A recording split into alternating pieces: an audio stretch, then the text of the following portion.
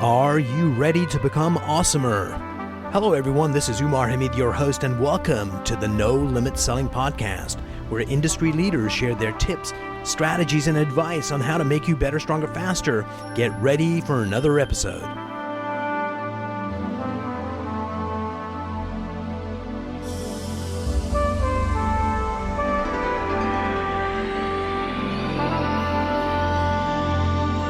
Today, I have the pleasure of sitting down with Jack Skeen.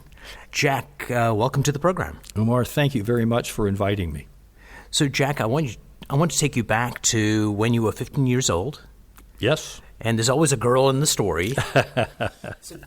Before we started recording, you were telling me about that experience where you had fallen madly in love with her, and the only way you could be with her during the summer was to go to Bible camp where she was going. So tell me what that experience was like. And the reason we're sharing this with you, audience, is something magical happened. Take it away, Jack. Well, my family was not a religious family at all. In fact, my father would try to get us to go to church, and my older brothers would fight him. Right. And sometimes they would win, and we wouldn't go, and sometimes he would win, and we would go, but nobody liked it. So I found myself at this church camp, and I had no interest in their message at all. In fact, I was completely resistant to it. So the kids stood up and sang. I wouldn't stand up, and I wouldn't sing. I was just there to hold the hands of this girl. So on the last night, they had something they call an altar call, which was unfamiliar to me. But the idea is if you believe that Jesus died for your sins, demonstrate that by getting out of your seat and coming to the front of the chapel. I would never have done that in a million years, but I found myself drawn to do it. And so I went to the front of this chapel and walked out into this field, and I had this absolutely amazing experience, hard to put words to. I mean, it might have been that I experienced the love of God, I experienced new meaning in my life, I found purpose, but whatever it is, I knew all I wanted was more of that. So what's kind of interesting is we live in this amazing world. Like right in front of us, we've got this Tascam unit that's like a 24-bit recording studio that fits in the palm of your hand, these fancy mics, all kinds of technology. And so we've gotten so used to that, this logical, intellectual part of who we are as humans. And we all understand the physical part because we have aches and pains and we feel amazing when we run and stuff. But that spiritual side, which is as human, if not more human, part of who we are, we feel disconnected from. And you're just describing the power of that part of being human, right? I'm convinced it's the richest and most powerful part of each of us. And if we only knew how to tap into it and expand it, our lives would be amazing. Dear listeners are going, wait a minute, isn't this like a sales and leadership podcast? What are we doing here? And what we're doing here is that if we could tap into that spiritual side of who we are, and that's not religious, but could be, but if we could tap into that part of who we are, it's almost like we're trying to be leaders and we're trying to be salespeople and we're trying to be better human beings with both hands tied behind our back. If we just embrace that spiritual side of us, there is amazing power that's available to us to do things in an amazing way.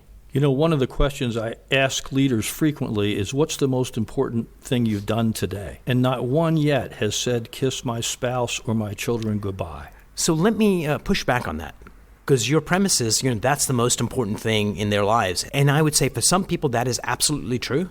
For most people, if you ask them, they would claim that's true. But your behaviors dictate what you're truly thinking.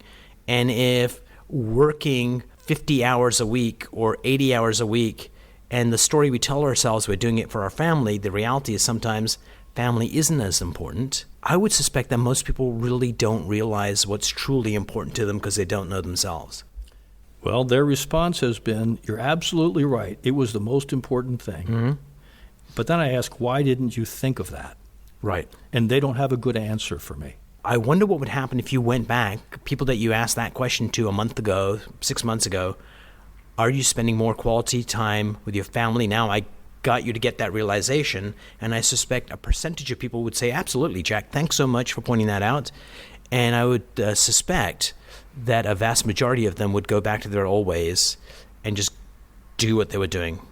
Your best guess? True statement, false statement? I'm sure you're right, But that's why sometimes the conversation needs to be longer than one question. Oh, absolutely. So I'm sitting here looking at this amazing book. It's called The Circle Blueprint. The author's incredibly handsome, is Jack, co-written with Greg Miller and Aaron Hill. Jack, what's this book about?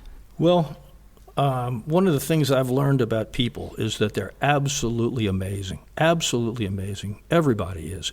And yet very few people understand how amazing they are. And very few people live lives as rich as they could be. So this is really an effort to wake people up to how they could live an amazing life, a more powerful life. There's a phrase I like using, there's a better you inside you. But most people don't get there, and this book is kind of giving you that how to find that better you. Is that right? I suppose that's right. Although they're concepts more than they're directions. They're big ideas that I think people need to understand. That open up their vision to what's possible. To what's possible, yes. Brilliant. So let's talk about who is a leader that you admire. Doesn't have to be like a historic, but could be. That was really tapped into that spiritual side of who they were as well. Well, the one who comes to me the most is Gandhi. I think Gandhi's story was an amazing story because he started his career trying to be somebody he really wasn't. He wanted to be an English gentleman. Yes. And he didn't turn out to be very powerful as an English gentleman. He was actually not a very good lawyer, and it was hard for him to even find work. But when he discovered who he really was, he became a very powerful man who changed the world forever. And I think that potential is in every one of us. So let's go back to Gandhi, because he's from the whole hometown for me. So what was the pivotal event that got him to kind of see the universe as it was, as opposed to how he perceived it before? Like, was there an event that transformed him? Well, my understanding is he was riding on a train in Africa, and he was in first class. And they told him because he was Indian, he had to move. Rosa Parks, move to the back of the bus. Right. And he wouldn't do it. So they threw him off the train. And I think that was shocking to him, that they didn't buy into the fact of who he wanted to be. They saw him for who he really was. And when he could see who he really was, then things started to change. What's kind of interesting is sometimes people ask, well, Gandhi was all about nonviolence. And one of the areas that he kind of uncovered or discovered nonviolence with the Maori people of New Zealand. So when the British came, and they were a bunch of bastards, because they did horrible things in the U.S. when they occupied here. Over there, they made it against the law to repair any buildings that weren't inside a city. And the idea was that we'll force those people that are indigenous to move into the cities and conform. These people started building fences as nonviolent protests, that this is our land. That sparked the idea that, hey, nonviolence is a way to go. So tell me about one of your clients, Jack, where you help them get this insight that there's more to you than just your logic and your passion and your desire, that there's this other part of you. Do you have one of those? You can change the name to protect the innocent.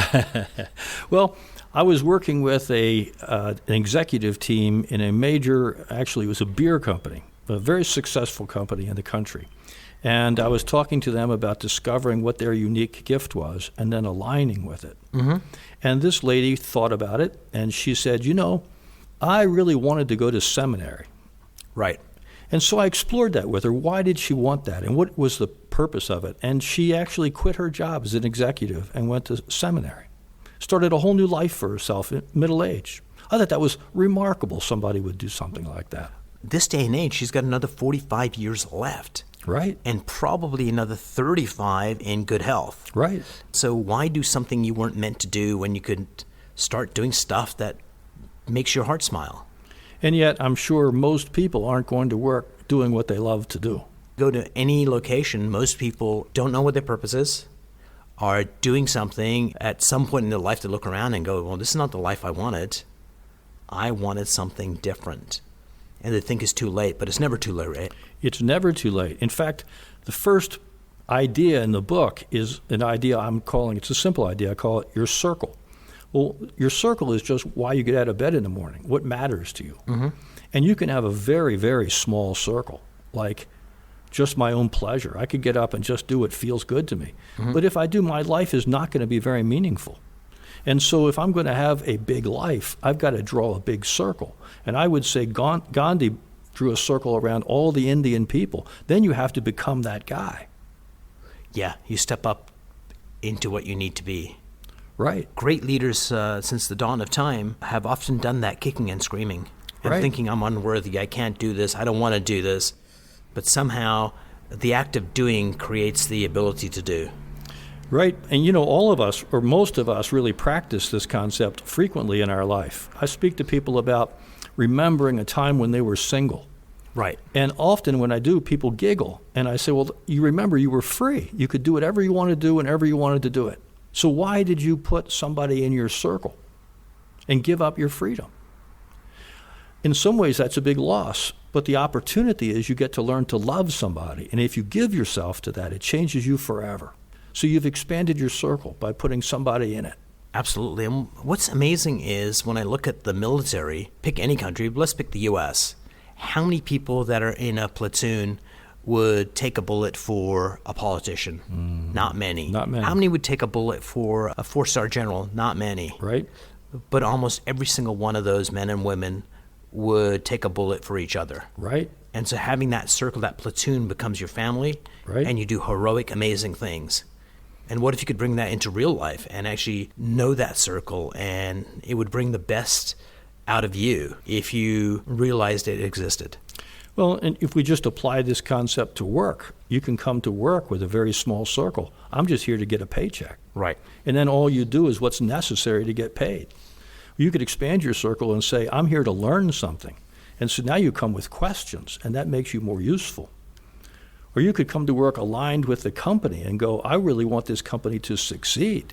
And so now you come to work thinking, what is the CEO trying to do? What is the mission of this company? What things can I do to contribute to it, even beyond what I'm currently doing?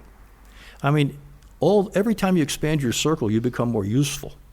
Absolutely. And the more useful you become, the more resources you get. Why do you think most people don't get this concept? Because it isn't a new concept, that we somehow fall into the lives that we live and think that we're hostages to it, when the reality is we can step it up anytime we want. Well, in the book, there are 4 big ideas that I consider developmental steps. So you really can't get to the second one until you've mastered the first one. And they're progressive. Do you want to know what they are? I don't, but you're going to tell me anyway. Please do. Okay. So the first one I call independence. And what I mean by independence is discovering your uniqueness. And listeners, we're in a urban environment and an ambulance just went by, so this is a real podcast. So please go on, Jack. Okay. So you think about like snowflakes. The 2 things I know about snowflakes is that everyone's different and everyone's beautiful. And I think that's true of people, that everyone's different. And to the extent we show our differences to each other, we're beautiful. But most of us have been trained to hide those differences, to conform, to fit in, to become what other people want us to be. So let me pause you right there. So I get that. Another way of looking at it, a scarier way, is not so much the differences, but the vulnerabilities. What I found in my travels is we hide those vulnerabilities as if our life depended on it. But when we reveal them to another, instead of somebody looking down upon us, people step up and want to help us. So the very thing we're trying to hide is the very thing that builds bonds and builds community. Kind of your thoughts? I think you're absolutely right. My wife was telling me that she knows that I'm funny, but I don't show that to many people. Right. And I asked Did her... she mean funny looking? No, never mind. Please go on.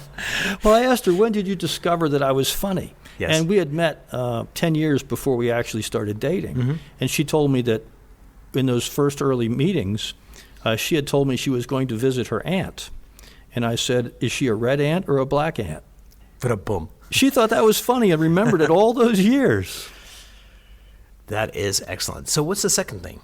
Okay, so if you finally figure out your independence, so if you finally are willing to be who you are rather than be what other people Yes. want you to be, then you can find your power. And your power is, I believe everybody has a unique gift. And if you discover that gift and give yourself to it, your career starts being more than a job. It becomes an expression of yourself, something that actually gives you life rather than draining you.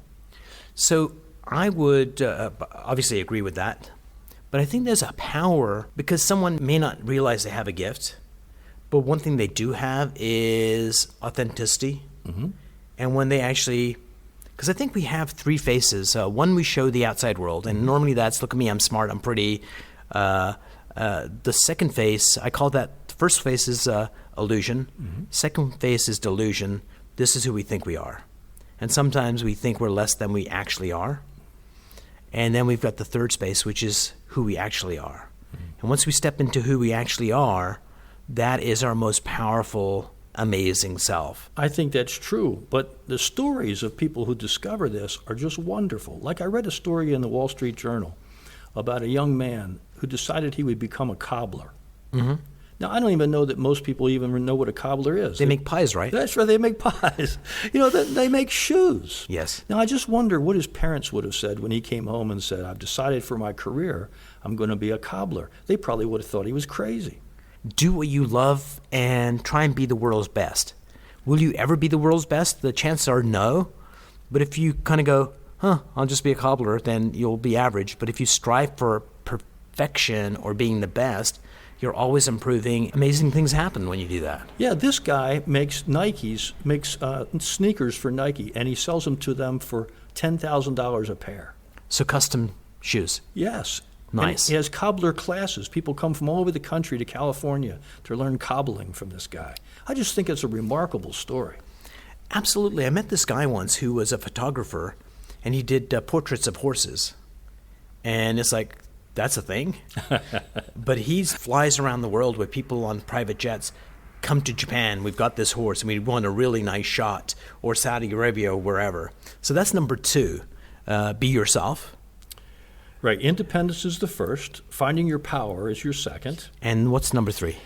Well, I've known some powerful people who know what they can do, and they become complete asses. They're so full of themselves. Why are you looking at me when you're mentioning that? So they become, the ego takes over. The ego takes over, right. And so nobody wants to follow them because they make it all about themselves. So the third one is you have to master humility. Absolutely. And so regardless what your politics are, Donald Trump would be a good example of someone that has an ego that's out of control. Right. And even people that like him and support him would kind of go, yeah, it's a bit arrogant. So don't shy away from your gift, but you don't have to bludgeon people with it either. Well, if you do, you won't be as great as you were meant to be. The last one is purpose. So I've had the opportunity to work with very successful people. And it strikes me as odd that after they have 4 houses, they want to buy a 5th house. Or when they have a 100-foot yacht, they want a 150-foot yacht. There's got to be something more to do with your life than just take care of yourself. So I think there's a purpose for everyone, something that you're meant to do to contribute to the good of the world. And only when you discover that will you have as rich a life as you could possibly have. So I agree. I think every human being on earth has a purpose in life. And it may not be for the betterment of the world, but certainly betterment of their heart. But most people never discover what it is. Right. And when you do discover what it is, then all that uncertainty of, should I be a lawyer? Should I be a lawyer? Should I do this? Should I do that? Just disappears. And it's like, hey, so I uncovered my purpose in 1991. What is that? To be a joyful educator. Wow. And for my business career, I was in sales and other things. There was an element of teaching. But in 2003, I stepped into this profession, and this podcast is a perfect example of me chatting with really smart people in hopes of helping people see their lives through your lens, Jack. Because sometimes when we see our lives from our own vantage point, we're stuck. One of the things you were teaching us today might be that one thing that the person goes, I don't need to see it that way. And if you did that service for them, I know you'd consider it a win for you, and I consider it a win for me. Right. How did you discover your purpose? So I've got this young lady that I'm working with right now, and she started doing the homework. And the homework is get a deck of 3x5 cards. You go, who is someone you admire? So let me ask you, Jack, other than me, who is someone you admire? I admire my wife greatly. What attribute does she have that you admire? She has an innocence that's absolutely beautiful. Innocence is one. I suspect she's got lots of friends. She does.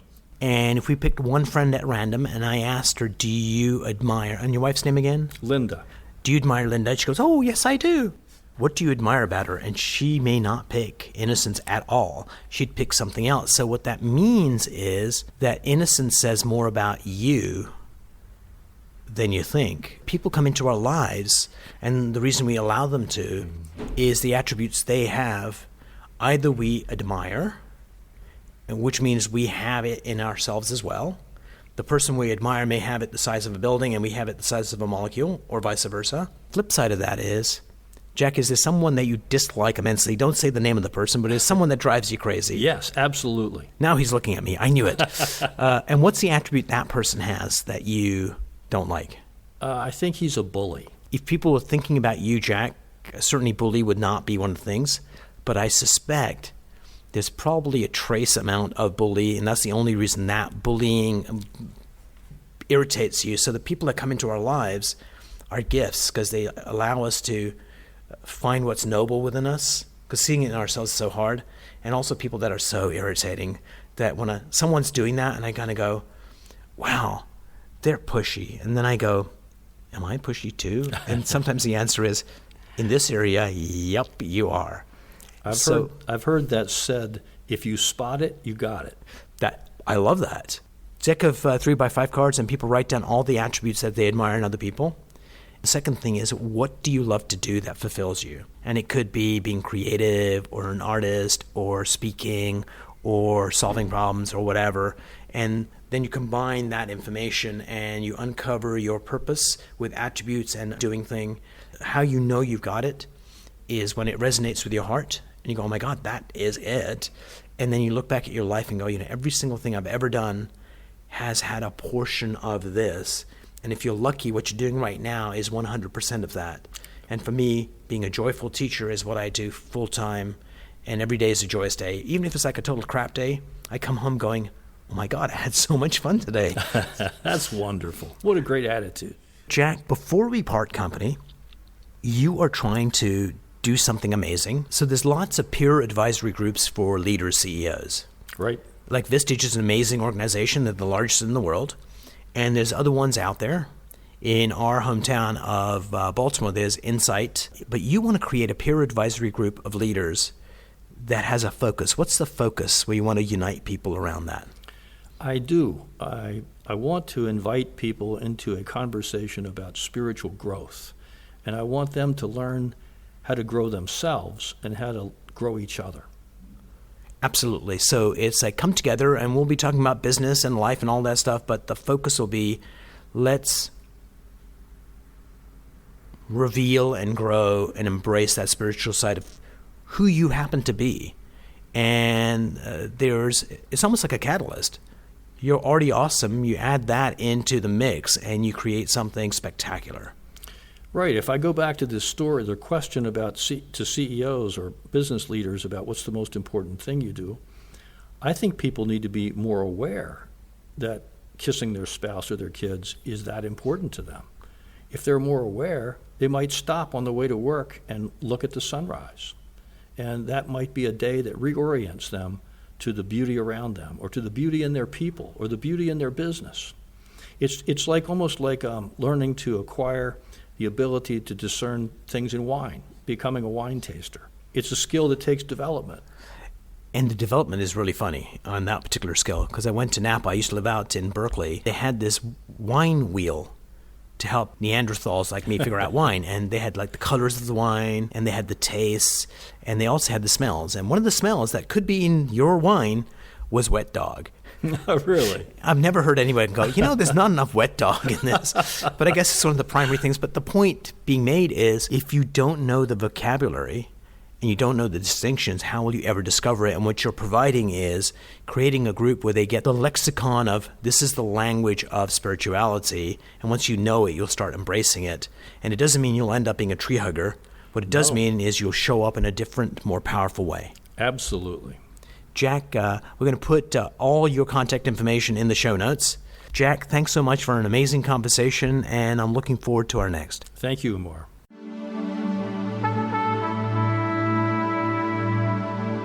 If you enjoyed this episode, please go to iTunes and leave a 5-star rating. And if you're looking for more tools, go to my website at nolimitselling.com. I've got a free mind training course there that's going to teach you some insights from the world of neuro-linguistic programming, and that is the fastest way to get better results.